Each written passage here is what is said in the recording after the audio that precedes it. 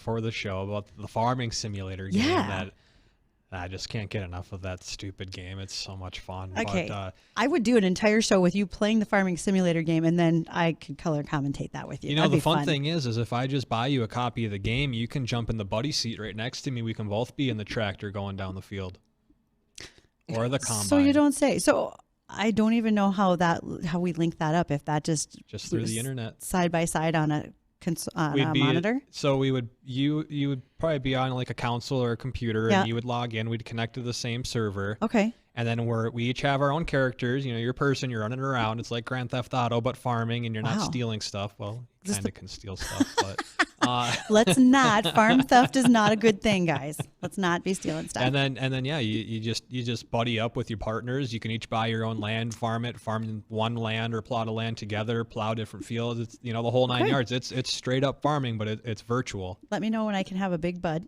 That's gonna be one of the things I want. Well, I usually get the Fendt tractors because they're somewhat cheap and they got a good power behind them. Absolutely. And then all the other equipment is John Deere just because I'm a sucker for green. But I grabbed that old, what was it, a 24-row corn header, and I was going down the field. Oh, man. The thing was filling up with corn with every single pass. I couldn't even go back and down the field without having to unload it into the dually. Do you know what cab corn is? Cab corn. Have you talked about that on your farming simulator game?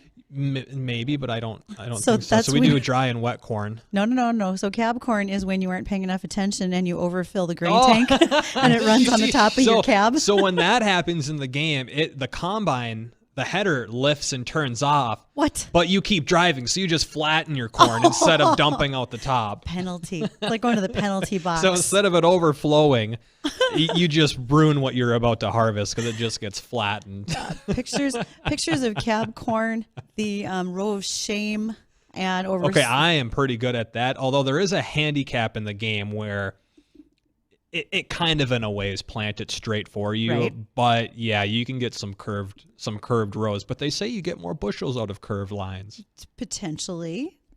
But when you are thinking about whether or not you have that row of shame, that's when you planted on an even number, and your header should match up with those even numbers. Okay. But then for some reason there's that one extra row, and where did that come from? That happens all the time because I'll be in first person, and the inside of these cabs, the harvesters, the combines, the tractors, all that, it's 1-for-1 scale, identical down to every single button, the cup holder, even little latches on the ceiling where the vents are and the radio, which is all toggleable. It's pretty interesting, but I'm in first person. I'm like, all right, I'm doing great. And then I put it in third person to see, and I got like one row on this side and 2 rows on that side. I got to go all the way back, burn through the fuel.